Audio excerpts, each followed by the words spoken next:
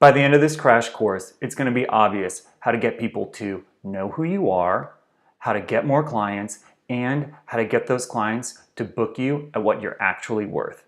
It's also going to be obvious what the next steps are going to be to make all of this happen. You might be thinking, oh, this looks like a fun little video series. Well, wrong again. This is a vital training that is going to shift the quality of the clients you attract, your photography business, and ultimately your life.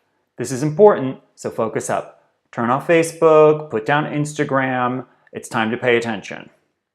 This training is about one thing: creating a reliable stream of pre-qualified clients so your photography business serves you and your life. It's vital that you watch all the videos in this series if you want to consistently attract more of your ideal client.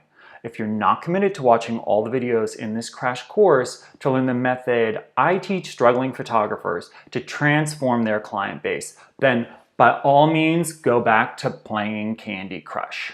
Because if you don't watch till the end, honestly, you're just wasting your time. The fact that you're watching this tells me that you're not happy with the clients that you've been getting in terms of quality and also in terms of how many. And I get it, we've all been there. I'm Christian Gratton from the Click Cartel. I run a six-figure photography business, surprise, off of about 20 shoots a year. I also coach and consult and help other photographers. I have to say that the information in this training is the method that I use to build my business. I've taught it to other photographers. It's been amazing for them. It's fixed their problem with clients, and it can do the same for you as well.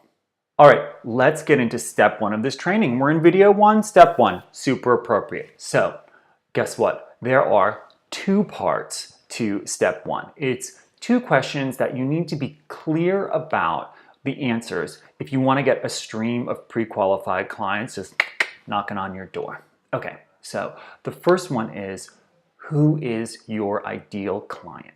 Now, a lot of times I'll be chatting with photographers, I'll be coaching them, and I'll ask them this question, and the answer I'll get is high-end. I want a high-end client, honey, yes. And the thing is, you might, but you also might not. So just put that out there. A lot of times people are like, I just want rich people. And it's like, you want profitable people. That's a completely different training, but I'm just putting it out there. The other thing when I ask this question is photographers will just be like, I don't know. They never thought about it before. This is part of that like learning the business side of the business, and you don't think about your clients and you're like, So that happens. And then the third thing that happens, which breaks my heart, is people are just like, anybody who's gonna pay me is my ideal client. And I just, they're so desperate to get clients, and I get it, and that's a horrible place to be. So let's get you out of that. That's no, not good. All right, so I know that getting clients can feel like really random sometimes, especially when you're first starting out. Like clients just show up, and then when they do, you always hear this like, we don't have any budget, blah, blah, blah. Guess what? We are gonna fix that. In order to get more of your ideal client, you need to outline who they are. It's kind of like The Secret. Girl, we're gonna do a vision board of your ideal client. But seriously, I wanna take a second to just say more broadly that your ideal client is someone who values you and what you do, is really good to work with, as well as respects and appreciates you as a creative person. When you just think on a really broad level that this is what you want as an ideal client, it's so much more fun to work with people like this. So why is knowing your ideal client so important? Well, if you don't know who your ideal client is, you don't know who you're targeting, you're going to continue to get people that are kind of random and they don't value you, and they're going to get your hopes up only to be like, that's too much money and we just want the files. Knowing your ideal client is so important. I dedicated an entire module to it in my flagship course. So we can't get to all of it now, but here are the basics, and this will help you out. I'm going to use myself as an example from my business. So I shoot bar mitzvahs, and my ideal client is a Jewish mother with a child between 11 and 12 who's got a bar mitzvah coming up, and they're looking to spend over $100,000 on the entire party. Told you she was ideal.